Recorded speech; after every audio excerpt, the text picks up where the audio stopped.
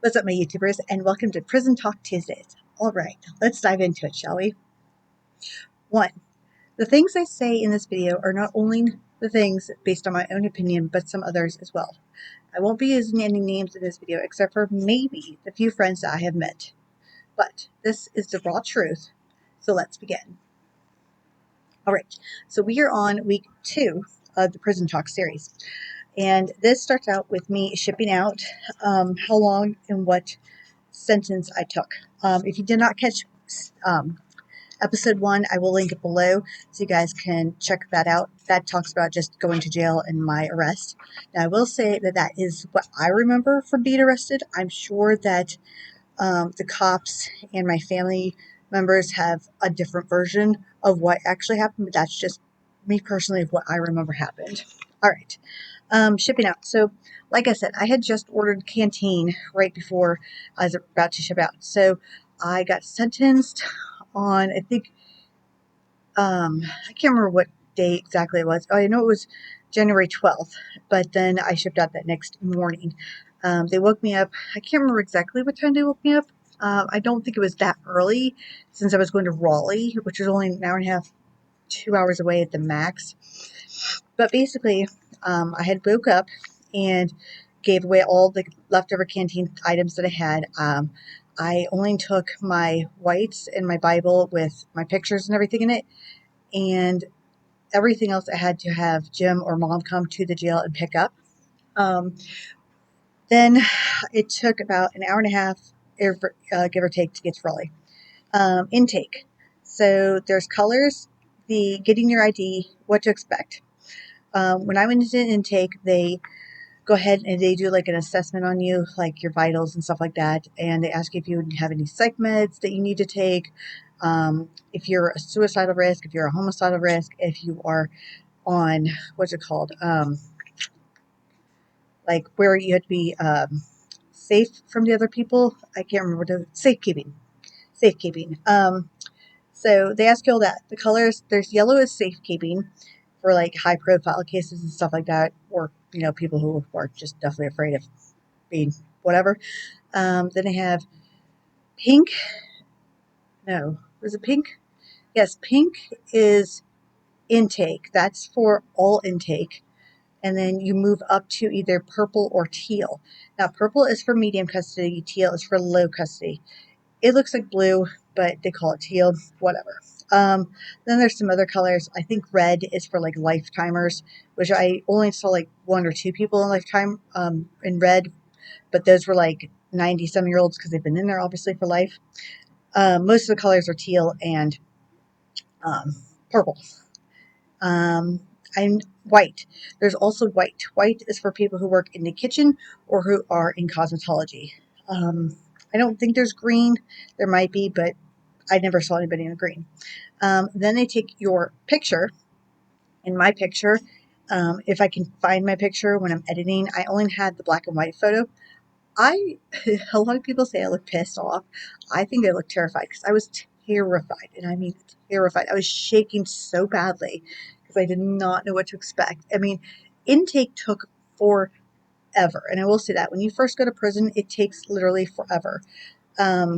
And then after that, they tell you that you're going to go down to your housing unit, and basically they never really told us like exactly where to go. They just kind of said, oh, you're at the bottom of the hill. No officer escorted us or anything, so we're just like I think there was me and 2 or 3 other people who were in intake that day, and we knew we had to go to the bottom of the hill. And it's so awkward because if you're a newbie like I am, it is kind of like the prison movies where everybody stares at you and talks about you and figures out, blah, blah, blah. Now, if you're a repeat person, obviously, if you're a repeat person, you're going to still be in pink and you're still going to be in intake because it doesn't matter if you just got out the day before, you still have to go through the intake process yet again. You don't have to get a new ID, though. Your IDs do have an expiration date. So if you've already been in prison before, then you still get your same ID. I did go into prison weighing about 135, give or take. So keep that in mind. I was still losing baby weight. I was 135 when I went in, which kind of is important towards the end of my series. And then reception. Okay, it's not called, it's called reception. You have the N side versus the O dorm in Sparrow. We were in the Sparrow unit. The N side is for like all the newbies, like the intake people. O is for the people who are moving out, who are going to be moving out into general pop or into wherever else. So you had one side of Sparrow that was all like brand new intake people, and then O side was, you know, you get to move out, which was great because the N side you had like almost no privileges. You still could order Canteen, and you could still go to the library, but you couldn't start any classes or you couldn't start any like jobs or anything like that unless you got into O. And O, when you got into O dorm, that's when you got your actual real colors. So everybody's in pink in intake, and then once you get to O, you're either in like one of the other colors. Learning the codes, like code 2, code red, code, I mean, it's there's so many codes for different things. We heard code red a lot. We heard code 2 a lot. Line up at twos. Line up at twos because you always had to have a partner, you know, and silence. Yeah. So it was just hard learning the codes. There was also, what was it? During, I was trying to think of break time. Not break time. I'll get to it. 4 a.m. breakfast. So everybody in intake, whether you're an N or O, it doesn't matter. If you're in the Sparrow unit, you have to get up at 4 a.m. for breakfast. Yes, and I said 4 a.m. for breakfast. If you are a diabetic or on a special diet, you actually have to get up at 3:30 because those people eat first. And then if you do have a job when you get out into general pop, then you eat about that same time too.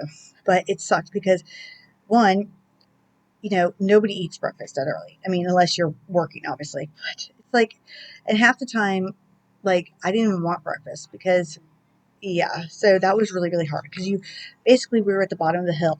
And it wasn't a big hill, but it was a really long walk to the cafeteria or dining hall, mess hall, whatever you want to call it. And we had these brown coats that weren't that thick. They were okay, but they didn't have hoods on them, and we didn't get sweatshirts or anything like that. We were basically in, you know, we didn't have anything but short sleeve tops and then pants. And I don't remember if they gave us socks or not. I want to say they didn't, but they did give us shoes. They did give us shoes. They looked like really cheap Converses, but they were really, really thin, and they wore out really, really fast. And I liked mine personally. Mine didn't wear out that fast, but that's just me personally. But that was hard to get used to as a 4 a.m. breakfast. Canteen was different. Now, they would give you, we still didn't have tablets for Canteen. We did have tablets. Oh, tablets you could only use if you were in O once you got an O. Basically, when you're an N, you had, like I said, no privileges because they wanted to make sure that you were following the rules and stuff first. The Canteen, they give you a stapled piece of paper, like a couple sheets of paper, and it lists everything on Canteen and the prices and everything. And what you do is you write it out. You have certain days that you can order a certain number of things. I think it's Monday through Friday. You have one day a week where it's Monday through Friday where you can order like 7 items. And then on the weekends, you can order 4 items. On a 7-line day, you can order your hygiene. And then on 4-line days, you can't order any hygiene. Or, no, wait, I take that back. I'm sorry. Yes, you can order hygiene, but you can't order like non-essentials like headphones or batteries or stuff like that. You can't order those on a 4-line day. And like, for example, let's say that tomorrow, which is Tuesday, and your day is coming up, like you are in the N pod. So that means that you can go to Canteen since you are in the N pod. But if it says O only, then you can't order until it's the N pod. Now, if it says N and O, I mean, it's pretty common sense, but laundry. So you do get sheets and blankets when you first get there. You don't have a pillow. You don't. So what I did is I folded my coat and I wrapped it in, what did I wrap it in? I wrapped it in one of my old shirts and one of my extra shirts, and I used that as a pillow. A lot of people do that. And then I think we did get socks because I remember using those as a no, I might have used my towel as like an eye mask for the darkness. They do keep the lights on, obviously, for safety reasons, but they're not like super bright. They do cut most of them off though. But yeah, laundry was done usually a couple times a week, depending on your pod, whatever. And it was kind of hard because sometimes what you do is you take all your laundry out, you get a piece of paper, and it says how many pairs of like underwear, socks, uniforms, whatever you have. And then you put it in a bag with your last name on it and your bed number and your unit number. And then you hand it to the laundry lady. We just put it all in a large trash bag, and the laundry lady came and take it. And it has to be in there by 6:30 a.m. So you could put it in there as long as it's in that laundry bag by 6:30 a.m. the day of laundry, then you're good to go. And it could take all day. It could take till 10 o'clock at night to get the laundry back. It just depends on how much laundry. So if you want my advice, if you need something washed right away, wash it yourself. Um, don't wait for the laundry, because there's also the problem of getting either the wrong stuff, as in the wrong sizes, or missing stuff. Now, if you do have missing stuff, if you're in intake or O, I keep calling it INSIP. It's reception. I'm sorry, it's reception. They are usually pretty good at making sure that you get your stuff back. But let's just be honest, most of the time the guards really don't care. My dog's staring at me because he wants outside. Cleaning. So every day, you have to clean your pod every day, twice a day, mornings and night. And usually what happened is that we would have a sheet. Sometimes the guards would come by and it would list our bed numbers on which area you had to clean. You had to either clean the day room, the bathroom, or the bed area. And like um, the sparrow area was an open pod, if that makes sense. Okay. It was basically one long hallway and it had 4 pods broke off in each side. So if you imagine like the guard stations, a circle, and then you have like 2 pods this way and 2 pods this way. So you have 4 pods. And then in those pods you have, each has a day room, each has a bed area, that's open bed area, and then each has a bathroom. And there is 4 shower heads and 4 toilets for, I want to say 16 to 18 girls. No. Yeah, I think it's about 18 to 20 girls actually. But yeah, so the guards would usually hand that sheet and they would post it and say, who, and then you just initial it to make sure you clean that bed area. Now, if the guards were lazy, then we as inmates had to make that chart up or volunteer to, and that, as you can imagine, went so well because most of the time people didn't want to do it.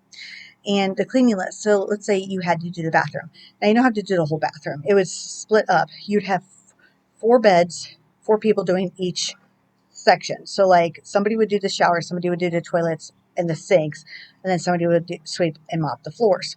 In the bed area, somebody would sweep and mop. Somebody would do the mirrors and the dusting of everything, and then in the day room, somebody would do the tables and chairs, and then somebody would do the sweeping and mopping. So it was broken up like that. Fights. Obviously, there's fights in prison. I mean, it's prison, let's face it. I got in a few verbal fights, and it takes a lot to push me. And I will say the only reason why I got into verbal fights is because when I came in, I mean, I must have looked like horrified because, basically I looked like one of those girls that you can pick on. But I got sick of it one day. I was being called, I don't know, most of the time I ignored it because I knew that these girls they were repeat offenders. They were trash. They didn't care. They wanted to pick on me because I was new and I looked horrified.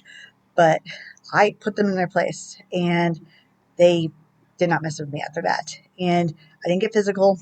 Obviously, I just literally put them in their place. Um, Library days. We go to the library once a week and between a certain amount of time.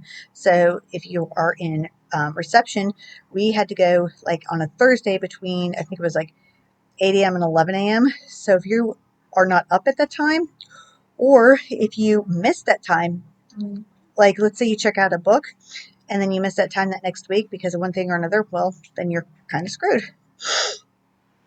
Church. You can go to church. They do have a church there. They have many different affiliations of churches. I have all of my list later on that I will go through. Toilet paper. You do get 2 rolls of toilet paper per week. And yep, they give you 2 rolls of toilet paper per week. I was pretty good at saving them. It is the cheapest toilet paper. I will say that because obviously it's prison. So be prepared for that if you guys, there are ways to um, not use as much toilet paper. Just be aware of that. And I will say that that's like a lifesaver. You would be surprised if you hoard toilet paper that people will either steal it or will, if they know that you are hoarding it, they will ask for it all the time. Money from county. So if you know you are going to prison at any time, make sure that your family or family members, friends, whatever, if you have them, if you're blessed like I was to have them, puts money on your books before you leave to go to prison, because you want that money on your books so that way it transfers to prison. Now, I did not know I still had money left over when I went to prison, so they sent a check to prison, which took like a couple months to get, which was so retarded. Anything that you bring to the prison from county jail, you do have to mail out, and yes, they do take that money out of. So let's say like my box, I think was like $20. It was way over the amount that it should have been. One, they packed it in a box that was way too big for all my stuff, and they charged, way too much. But basically, if you don't have anybody sending you any money, then it's, you never have to pay that money back, basically. But if you do, and like for mine, I think mine was like $20, then automatically, as soon as I got money, $20 was taken out. So be aware of that you do have to pay for anything that you bring to prison to send back home. And when I say that, I mean, like, I brought my whites and pictures and stuff like that and my legal papers. I couldn't bring anything. I was only allowed my Bible and 4 pictures. That's it. And glasses. You cannot have wire frame glasses. You can have plastic glasses. Now, if you do have wire frame glasses, you have to have them approved by the doctor. And you have to give them to the nurse with a label, and they have to keep them until they are approved. So if you have wire glasses and you go to prison and you can't see because you have wire glasses, I mean, you're screwed. So, but you can get glasses, but that's a later talk. The prison layout. So basically, you have the bottom of the hill, which was intake, and Phoenix, which I don't really know what Phoenix was, but Phoenix is basically the jungle. And if anybody knows that term, Phoenix was it. Then you go up this hill slightly and you have the dorms on either side, or, different whatever. In the middle, at the top of the hill, in the very middle of the prison yard, you have the cosmetology building and like offices. Then as you're going up the hill, then on the left-hand side, we have the auditorium, which has some classes, other classes and stuff like that in there. Then you have an office building with a library, academics building, and stuff like that. What was it called? The security guard. World of Maine. I can't remember what it's called now. Not security guard house. But anyways, moving forward. Then keep going. Then we have the new building, which is the diagnostics building, which is attached to the other academics building, which is also attached to the medical unit, which they just built, I guess, a few years back. I don't know how many years back, a brand new medical facility at Raleigh's prison, which I wish they would have taken more time into their prison itself and not the medical unit, because the prison, let's say, is condemned and falling apart. But we'll get into that. Then you have the dining hall, and then you have down another hill, you have like the tag plant, and I mean, I'm sure that you could see blueprints online if you really, really wanted to. before you are classified. And when I mean classified, that means once you are out of reception, you get classified either into purple or teal. Like I said, you do have to have an IQ test. You have to go see the dentist. You need a pap smear. However, if you have recently had a pap smear within a certain amount of years, you do not need one. Since I just had babies and I had one after the babies, I did not need one. Then you need to do the case analysis. Not everybody, but for me, I had to see a pre-psych and then a psych to get on meds. The one thing I will say, as soon as you get to prison, make sure that you mail out your visitation forms. Even if you don't have money to buy a stamp, find somebody who has a stamp. There are usually people there who are willing to barter with you for a stamp. I will say that if you are there for 30 days, you can claim indigent, and then you get 10 free stamps, but you really want to wait 30 days. That's one important thing, is make sure that you send out those visitation forms, because if you don't have an approved visitor, you can't receive Canteen, and they can't put money on like your tablet or the books or pretty much do anything. So you want somebody approved. I mean, anybody that just to be approved. And I want to say that's about it for right now. Because then we go into week 3, which I'll talk more about. So on that note, if you have any questions, comments, thoughts, or concerns, you can list those below. I hope you liked part 2 of this video. I hope it was a little informative. Like I said, each week as it goes on, I will talk more in depth about other things. If I am leaving anything out, just wait a few weeks. I might be able to answer those questions for you. But on that note, you guys stay awesome and wait till part 3 for next week. Bye.